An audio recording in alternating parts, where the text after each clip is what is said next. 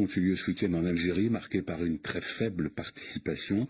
Vous avez interpellé il y a quelques jours le ministre des Affaires étrangères sur ce que la France pourrait faire pour aider, pour soutenir ce mouvement qu'on appelle le Irak. Le ministre vous a répondu globalement que l'Algérie était maîtresse de son destin. Est-ce que vous avez l'impression que la France manque à son devoir? Alors, il faut rappeler que l'Irak est un mouvement démocratique, pacifique, mixte, ce qui est très important également, et qu'il a été interrompu, étouffé par la pandémie. Et que le gouvernement algérien, le pouvoir algérien, a profité de la pandémie pour essayer de tuer le mouvement Irak. Et qu'aujourd'hui en Algérie, il y a des atteintes quotidiennes à la liberté d'informer, à la liberté de manifester, à la liberté d'opinion et aussi au droit à un procès équitable. Et les droits humains sont des droits universels. Et la France ne peut pas être indifférente à ce qui se passe en Algérie. Et j'ai trouvé que la réponse du ministre Le Drian n'était vraiment pas à la hauteur de l'enjeu.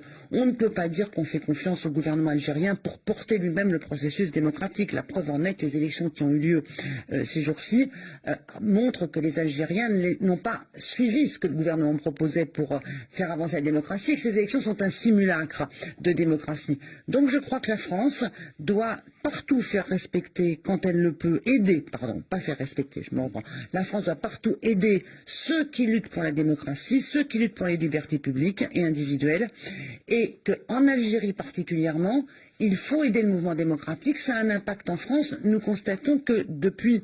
Comment peut-on l'aider sans être taxé d'ingérence, avec en plus ce que l'on sait des rapports compliqués entre la France et l'Algérie? Mais cette affaire d'ingérence est ce que le pouvoir algérien... C'est l'argument du pouvoir algérien pour nous intimer à tous de nous taire et isoler le mouvement démocratique en Algérie.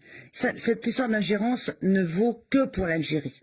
Nous n'avons aucun problème pour dire que nous sommes inquiets du sort des Ouïghours, que nous sommes inquiets partout dans la planète. On est inquiet du sort, mais on ne fait pas grand-chose pour le reste. Écoutez, on ne fait pas grand-chose, mais déjà, si on disait en France qu'on est inquiet du sort du mouvement démocratique en Algérie, ça vous paraîtrait déjà symboliquement important. Ce serait déjà symboliquement important. Et pour m'être exprimé là-dessus, et aussi avec d'autres collègues parlementaires, j'ai mesuré le message qui avait été envoyé aux démocrates algériens, ce besoin de soutien qu'ils ont.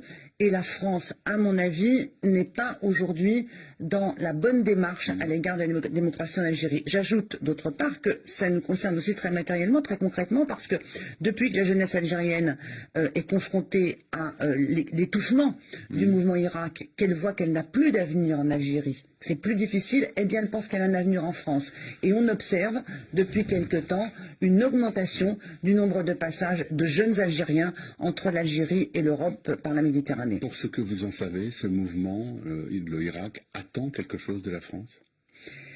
Écoutez, ce que le mouvement Irak est bien entendu, comment vous dire, pris dans cette espèce de menace permanente, d'accusation d'ingérence que manie le pouvoir algérien pour les isoler depuis le début.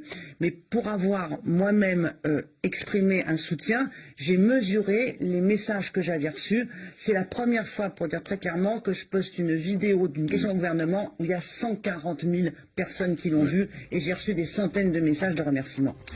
Merci Laurence Rossini.